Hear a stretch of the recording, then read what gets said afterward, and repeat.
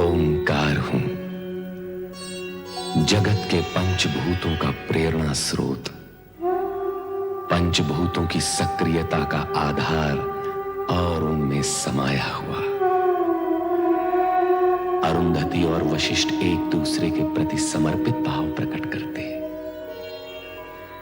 उधर स्वर्गलोक में भय के वशीभूत कामदेव और रति नारद के प्रकट होते ही अदृश्य होने लगते हैं, किंतु नारद कामदेव के आशंकित मन को टटोलने लगते हैं और यही विषय लेकर जा पहुंचते हैं ब्रह्मदेव के पास, परंतु चर्चा करते हैं सती की तपस्या और दक्ष के हठ की। समाधान न होने पर नदी तट पर शिव आराधना में रत सती के समीप पहुंचते हैं। सती की मुखाकृति देख दक्ष महल पहुंच वीरणी और दक्ष से सती की मनोदशा की चर्चा कर उसका उपाय करने का आग्रह करते हैं। तत्पश्चात वीरणी द्वारा पुत्री के पक्ष का प्रजापति दक्ष कठोर शब्दों में विरोध करते हुए उसे सती को शिव आराधना से विमुख करने का आदेश देते हैं।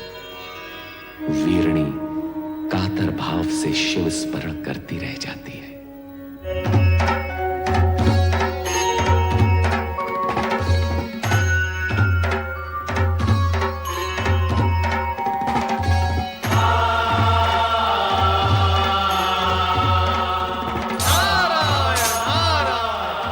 देवादिदेव सदाशिव के चरणों में नारद का प्रणाम।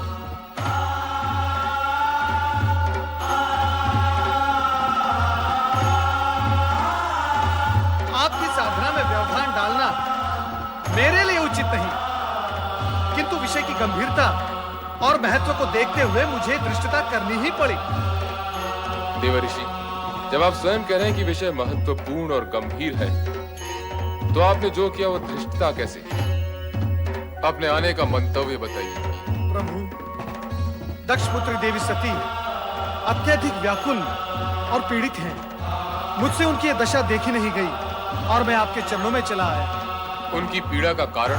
नारायण नारायण, ये सर्वविदित है कि आप ही नटराज हैं, किंतु हे महेश्वर, नाट्य विद्या के प्रदर्शन के लिए यह समय उचित नहीं है। सब कुछ जानते हुए भी आपका अनभिज्ञ होने का नाटक देवी सती के कष्ट में और भी वृद्धि करेगा। आप तत्काल यह बताने की कृपा करें कि देवी सती और आपके विवाह के बीच भ्राता दक्ष का विरोध रूपी विघ्न जो आ रहा है, उसे विफल कैसे किया जाए? उसका उपाय क्या है?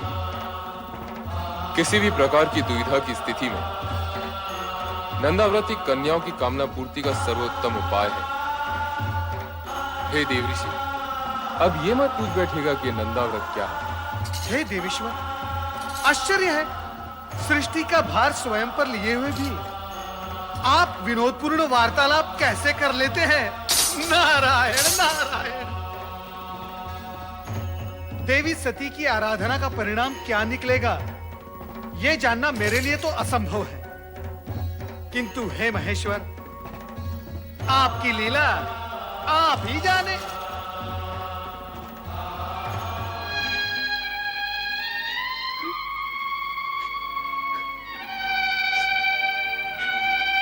मेरी श्रद्धा, भक्ति, प्रेम, पूजन में न जाने कहां और क्या कमी रह गई है, जो मेरे आराध्य तक मेरा स्वर नहीं पहुंच रहा। वह इस पीड़ा को नहीं समझ पा रहा, जो अपने आराध्य से अलग होते हुए होती है। सती,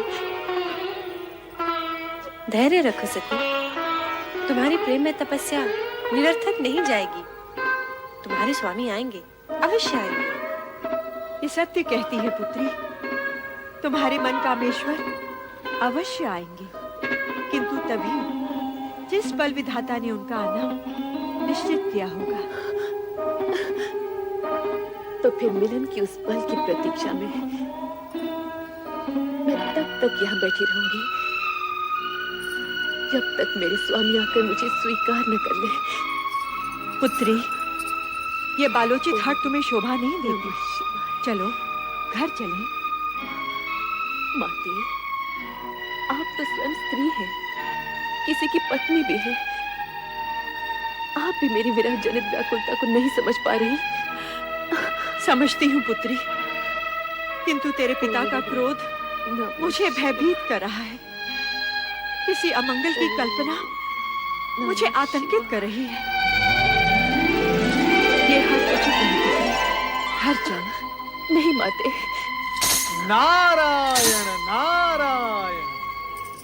प्रणाम देवर्षि। मंगल हो देवियों, मंगल हो।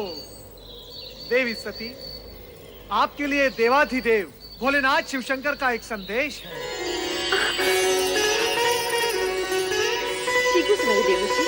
आपके और उनके विवाह के बीच जो बाधाएं आ रही हैं, उनके लिए नंदाव्रत करना आपके लिए उत्तम रहेगा।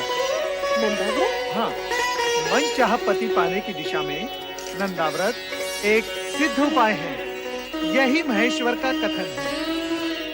देवियों, चाहे तो आप भी इसका प्रयोग कर सकती हैं। नारायण नारायण। शीघ्र बताइएगा देवर्षि, इस व्रत को करने का विधि विधान क्या है?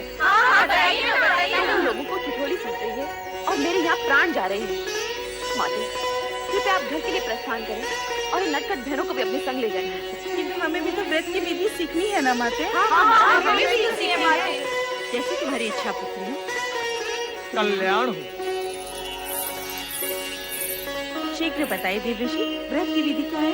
बताइए देवर्षि। नारायण नारायण। व्रत की बात शांति पूर्वक सुननी होगी। देवियों, इतनी उतावली मत बनो। मैं आपको व्रत की विधि अवश्य बताऊंगा, परंतु आप सबको मेरी एक बात मान